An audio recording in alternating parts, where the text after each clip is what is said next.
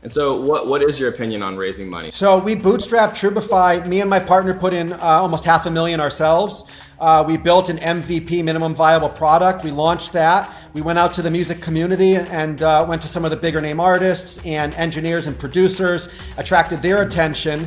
And then we went and we raised some more money. We've raised about $4 million. My name is Kevin David, and if you want real financial freedom for yourselves and for your loved ones today, then the time is now. And I will be there to help you every step of the way. What is up, guys, and welcome back to another exciting episode of the Kevin David Experience, your favorite podcast, or soon-to-be favorite podcast, hopefully. Big shout out to everybody who left us reviews on iTunes. You guys are awesome. And an even bigger shout out to everybody who's sharing the podcast with even one person. Most people don't do it, and so it really does help us when you guys do. Today we have a very special guest. Tyszka, who is joining us from OC. I'm close to my old stomping grounds in San Diego. So, Steven, the first question we ask everybody is to summarize your journey as an entrepreneur all the way up until right now in 60 seconds or less.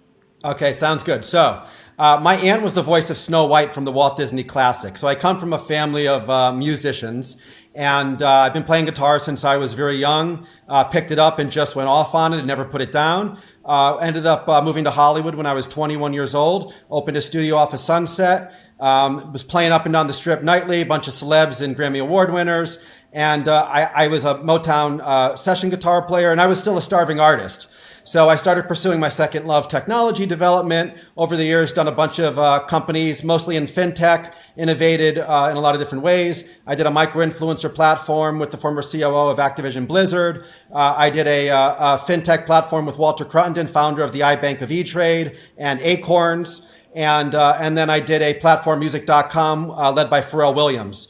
And what I realized was that I'm solving all these problems in tech, but because my specialty was in live music performance, I started looking over there, and Trubify was born out of the major problems that the music industry faces, specifically how do artists of smaller following sizes monetize their very, very monetizable talent, but they just don't know how to do the business side of it. So we built an app to handle all that for them. I love that. That was actually excellently done too. That was like almost exactly 60 seconds probably. Most people either go like 2 seconds or like 10 minutes. And like people are really bad at timing themselves. So that's awesome. I mean, it sounds like you've done a lot of kind of different stuff with some pretty exciting people. Have you always been based around the Cali area? Have you moved around or what? Yeah, so I was in Cali for years since I was 21 years old. Before that, the East Coast, New York border. And then I moved to Arizona and opened up a studio in Phoenix, did really well out there, opened a music academy, scaled that to 300 students, and finally came back to Cali because I missed California, but also the entertainment industry is still here, and I wanted to get into technology development, so here's the place. Yeah. And so like for people who are listening, right? Because I think sometimes people will say like, you know, everybody hears like, do your passion, like do the things that you're passionate about. But if you haven't made enough money, right? Most people are kind of like, well, I need to like pay my bills first. And so have you ever done anything or like really worked on something that wasn't your true passion? And then like, can you give some insight on that? Yeah, for sure. I mean, to be really kind of straight with you, I've been following my passion my whole life. So I don't have a lot of experience outside of that, except the way I funded my first music studio in Hollywood was as a manager of a Pizza Hut. And it wasn't my passion, to be honest, but it taught me leadership skills and, a lot of other skills that I ended up bringing into my music business. And it funded the first studio, which got me started. That was eventually acquired by Kings of Leon, 3-time Grammy Award winners. So, you have to take risks, and I kind of just dove right in and took those risks, and luckily they've paid off. Yeah. And so you grew up a musician? Like what instrument do you play, or multiple? Mostly guitar. I do play multiple instruments. I actually play about every instrument you can imagine in the rock and roll or the pop scene. But guitar and voice are my number ones. I love that. I love that. So how important do you think it is, right? Because I mean, we have a lot of like younger listeners. We have a lot of beginner entrepreneurs. We have a lot of people who are still kind of in like the 9-to-5 sort of grind, right? And so how important is it to create a company in something that you truly have like a circle of competency around? Like how important is it to solve your own problems, or do you think people can kind of just think of an idea and then make it work? I think you have to do what you know and what you're passionate about. And the reason is being an entrepreneur is like 90% heart and soul. And so much of our success as entrepreneurs is in intuition, using our own intuition and good judgment. And that passion, if you can't wake up every morning, I mean, I'm not exaggerating when I'm telling you that I pull 16-hour days on a daily basis, 7 days a week. And sometimes I get pulled away for a day off, or half a day off is nice. But you can't do that day after day for years on end until exit if you're not just in love with what you do. And if you do love what you do, it's not even work. It's just total passion. And I wake up every morning fired and ready to go. I love that. Have you, so I mean, a lot of people probably know what Spotify is, right? Like, have you followed like Daniel Ek and all of like his journey? Because I mean, he's created like a friggin' behemoth, and also, you know, works with musicians. Like, what are your thoughts on watching Spotify grow and how they pay artists and things like that? Do you think it's good for the industry? Do you think that he could have done things different or better? I mean, I certainly give my hats off to what he has done. It's not easy to build a venture like that.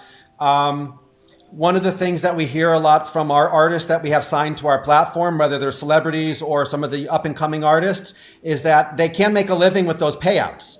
And, you know, it's been said, well, you just have to work harder and you have to create more content. And these artists are pretty tapped. Like, there's not a lot more that they can do and give. So that actually is what Trubify kind of stepped in to do. Was we looked at a new business model and a way to allow the artist to really monetize and earn a living making music. And so Trubify specifically made a point of differentiating themselves from the Spotifys and the Twitches of the world, and the YouTubes of the world even as well, which, you know, now the artists can actually monetize on a much more robust level.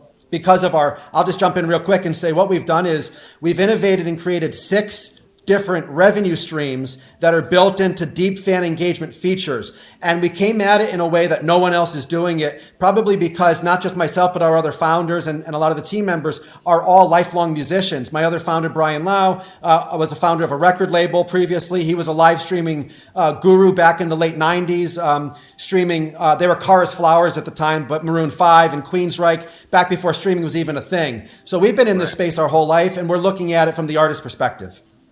Yeah, no, and I mean, you know, and I can think of a bunch of different versions. The two that come to my head currently, though, are like Patreon, right, who kind of gave like creators a way to monetize, and then even a company like OnlyFans, right? I mean, they have many different monetization methods, like via direct messages, via all these different means. And so, do you kind of see, you know, Trubify being like something similar to like Patreon or one of those, but just for musicians, or do you think it's completely different? Yeah, so what Jack Conte did at Patreon was absolutely amazing. You know, he allowed content creators to monetize their talents. Fans have donated over $2 billion on the Patreon platform alone. But one of the things that Trubify, it's crazy. But so it goes to show you that there's a market need, that people want to support their creators. But one of the things that Trubify did to separate themselves is we are live music focused, although you can upload pre-recorded content. That feature actually comes in about 3 weeks. And you can, of course, save all of your streams, which allow you to monetize in perpetuity, which you can't do on YouTube. Twitch doesn't allow you to stream cover songs. We do, because we obtain and manage all of those licenses and royalty payments to the publishers and to the performance rights organizations. But what also we're doing that's different is because it's dedicated to live music, you're not competing against grandma's 80th birthday cake or cute cat videos or cam girls or whatever else is out there on the internet that's being monetized as content. We're here for musicians and their fans, and that's it. That's the focus. Yeah, and I mean, you're seeing more platforms like Clubhouse, which I'm sure you've probably heard of or you're familiar with, where it's like very much so predicated on like the live aspect. Like, do you see like more social media and apps and things kind of trending in that direction right now that there's so many kind of like long form saved sorts of media like YouTube where you upload it and then it's there, but it's not live? Where do you see things going in the future? Absolutely. And I'll tell you why. One is that bandwidth is now, available, and these things are, opening up. They're putting a content delivery system into the palm of everyone's hands, but there's also a broadcast station right here. So now you can take this thing to the beach and it still looks super great. The audio's great. And one of the reasons that we're moving into live streaming space is there is an urgency factor when you're live streaming. If you watch the Super Bowl the next day, it's not that exciting. It's not that fun. And also, if you're listening to Spotify or watching YouTube at home, it's not as much fun as if you're watching it live with your friends. So number one, there's artist-fan interaction happening on the fly, live on Trubify. So you're talking to your favorite artists and they're responding. You're requesting songs. They're responding. You're asking them questions. Also, you're experiencing the music together with your friends and family live. And this is a really, really big deal. And that's what Clubhouse does really well, right? So we allow you to invite with a single tap anyone in your contacts or to share to your social media or email or text message and say, hey, I'm watching this live streaming that's dope right now. Come and check it out. Come enjoy the music with me. And that's why we see it's moving that way. I'll add one other validator there, which is I can't mention the name, but we have one of the multi-billion-dollar market cap music companies that are looking at us as an acquisition target, even though we're not quite ready to go there yet. And when we pressed them on why they're so hot on what we're doing, they believe that in the next 2 to 3 years, all of the big social media platforms are going to make a huge push to live entertainment, live streaming, live performed music, and they'd all rather buy than build. So Trubify's in the right place at the right time, just based on what the market's looking for. And so, like, when you guys first started, you had to kind of choose like a tech stack, so to speak, right? Like, so are you guys only an app? Are you only on iPhone? Do you have a website? Like, what exactly did you decide on and why? Yeah, so we built it with expansion in mind and also with every artist in mind, whether they had 10 followers or 10 million followers. And we have both those types of people in our roster. So one of the things that we did is we launched on iOS first because of the early adopter platform. We also launched on Android. So the app is available today in the Apple App Store and the Google Play Store. Just Google or just put in Trubify and you'll find it. But we're releasing our web app right now as we speak. It's almost done in development. Version 1 should be ready in about 3 weeks. It'll go through our unit acceptance testing and QA, and hopefully that'll push live in, it should definitely push live in May. And then every month we have a new version coming out, adding our OBS live streaming solution where they can broadcast, they can simulcast to multiple platforms. They can bring in multiple camera shoots and all sorts of cool things that we're doing. I love that. And so you obviously have co-founders, right? And other people you're working with. Like, having done so many different companies with so many interesting people, like, what have you learned along the way of, how do you recruit the best people? How do you get them to like buy into a shared vision? Like, what are you looking for when you're interviewing? How do you go about finding new employees? Like, what have you learned over the years? Yeah. So the first thing is be loyal and be true. And that's kind of one of the philosophies of Trubify. I'll digress for a moment and say it's called Trubify because it's the age of the digital troubadour. Now, troubadour is an artist that broadcasts their message from town to town back in the Middle Ages. So Trubify is the age of the digital troubadour. But part of our core philosophy is to be true to yourself and to others. So one thing that we've done is really been loyal to the people that we've worked with over the years. So when I started the company and I reached out to my A-list dream teamers, almost all of them joined right away. So we actually built out a dream team leveraging the relationships that I've built from the other companies that I've co-founded. The other thing too is because we're in such a cool space, and a lot of people have said because my passion is so on fire for what I'm doing, it's so magnetic, and we're attracting just the topmost talent because of that. When you see a founder that's absolutely magnetized and on fire about what they're doing, and they hop out of bed and they want to be loyal and true to the team, it's pretty easy to attract the right people. Yeah, no, I can feel it from you through the computer. So what mistakes, if any, have you made as an entrepreneur? Like, what could somebody who's like starting out on their journey, what are like maybe like one or two things that you think that you could have maybe done better, or you think that you wish you would have learned, a bit earlier? Yeah, so it's an interesting answer. It's a two-pronged answer. One is, well, they're both the same answer with two prongs. One is know when to run and know when to crawl. And I've learned both of those the hard way, because one of the things that I did initially in some of the other ventures was think that I had to achieve a certain level of either venture capital backing us or a number of advisors on a board or something to really start, pushing product forward. And that's a big mistake. So the big thing I have to say on that is iterate, operate fast, meaning create something fast, launch it fast, learn and fall fast, iterate fast, rinse and repeat. So that's one thing, is just keep going fast. Learn your mistakes fast. Secondly is do know when to rock crawl. Know when it's not time to run fast and when you have to slow down and really understand the data, understand what's in front of you, what the market need is, and stuff like that. So that's my biggest piece of advice for other entrepreneurs, is know when to go and know when to slow. And so what is your opinion on raising money? Like, I think a lot of entrepreneurs kind of think that like raising money or getting venture capital kind of like legitimizes them, but obviously it comes with like pros and cons. Like, having experienced both, I assume, or at least having experience, what is your thoughts on kind of bootstrapping versus raising? So we bootstrapped Trubify. Me and my partner put in almost $500,000 ourselves. We built an MVP, minimum viable product. We launched that. We went out to the music community and went to some of the bigger name artists and engineers and producers, attracted their attention.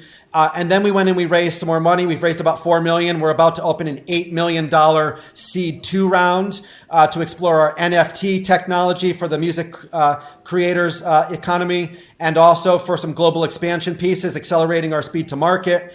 But I would say the thing is again, it's really about relationships. So there's no way I could have raised $4 million without having a deep network, having proven myself on some other ventures. And I'll also say this too: if you're a first-time founder, don't go alone. Like go and join a company, go and find someone that shares your vision, partner up with them, learn with them. Because if I tried doing this out of the gate myself, I would have miserably failed. But I had great co-founder, mentor partners that have built billion-dollar unicorns themselves with their other partners. So I teamed up with them and built these other companies first, learned from all that, and then applied my learnings and my network, including investor network, to Trubify. So if people don't have like, investor networks, if they might not have, billion-dollar unicorn founders, like what would your suggestion be to people who may not be as connected as you are, right, to kind of start creating that network and really getting around the right people? That's a really great question. I'm glad you asked it. I wanted to get into it, but didn't want to take too much time. So join the Accelerator programs. There is a ton of money out there. Let me just tell all the entrepreneurs out there, there are billions of dollars investors looking to deploy their capital into companies. So it's out there. But join the Accelerator programs. Let them help you refine your model. Let them help you refine your pitch. Let them help you refine and make connections with advisors and other co-founders and team members that can execute and that can lead. So I know a lot of guys, they want to have the ego this big and they want to just go and be themselves, but that's not the way to get it done. Go and join others that are doing it. These accelerator programs are really, really great. And in fact, Trubify even was part of an accelerator that I'll shout out to Octane Launchpad. And they helped us tremendously to refine our pitch. We won a couple of awards, nationally recognized awards through their help. And that's really what helped us raise. Actually, it helped us attract our lead investor, Cove Fund, which is UCI, University of California Irvine's Innovation Fund. And we couldn't have done it without all these people. It takes a village to raise a unicorn. Yeah, I like that. I've actually never heard that before. And when you say the accelerator programs, could you give an example of a couple of them? Like you said, Octane is one. Like, are there others that people should know about? Yeah, Octane's a great one here locally in Southern California. The big one is YC, Y Combinator. Michael Steibel, I think, was the founder of that, I believe. And if a young entrepreneur wants to dig in somewhere, Y Combinator is a great place to start. I also started at Y Combinator, and you really can't go wrong. You're going to learn more than you could ever imagine, and you network, you meet other entrepreneurs and founders, as well as being able to make all sorts of connections with everything from investors to legal teams. We need lawyers and just things you've never even thought that were important that you're going to need. They're there. Right. So what's the final plan for Trubify? Is it to kind of grow and get big and sell to a larger company? Are you trying to go public? Are you going to stay private, keep it small and tight? Like, what have you thought about what you want to do with it? And if not, then maybe you can think about it now. Yeah, no, we put a lot of thought into it. Some of my other co-founder partners from previous ventures have exited billion-dollar companies. built from the ground floor up and exited. And they were either acquired or went IPO, or now SPAC is an option too. So we're looking at all those options. I don't want to pigeonhole ourselves into any specific outcome. I will say this: we are loyal to the artists, and we're here to change the lives of all of these artists that can't earn a living. So we are taking their best interest in mind, whether that's an IPO or an acquisition by a large, one of the big billion-dollar music companies. We just don't know yet, but we are focused on serving the artist, and we're going to see it out through whatever that outcome is, and whatever's best for the artist at the end of the day. I love that. That's great. So, the last question we ask everybody on the podcast, and my audience loves this one, is if you could go back in time and talk to 18-year-old Steven, what would you say to him? I would say never give up on your dreams, which I haven't. But more importantly, I would say just go for them full bore. Never doubt, never question. We're supported by an invisible force in our hearts as entrepreneurs. There's a spirit of support there, and trust in it, believe in it, and don't wait around for someone else to hold your hand. Just dive right in and don't be afraid to swim. I love that. So if people want to learn more about you or about Trubify, if you like to be reached out to, what's the best way to either reach out to you or learn more? So I would love to invite anyone interested to reach out. The first thing I would say is go to our website, Trubify.com, Trubify. Secondly, and probably even more importantly is if you really want to know, download the app. I stream several times a week. Typically, I have 100 or more streams live that are saved on Trubify. I'm at Steve Skye, STEVSKYE. And if you join the platform, I'll follow you anyway, so you'll be able to find me. Download the Trubify app from the Apple App Store, Google Play Store. And if you're really committed to communicating with me, hop on one of those streams, chat with me live, and you can send me an email at Stephen, STEPHEN, at Trubify.com, and I will answer everyone's email. I love it, man. Stay up, and I'm going to go download Trubify right now. Awesome, brother. Love it. Peace and love to you. I really appreciate being on the show. I love your show. I got to see a couple episodes. I think what you're doing is so cool for the entrepreneurs, especially the young ones seeking mentorship, and I just support you and your channel, brother. Much love. Much love. Peace and love.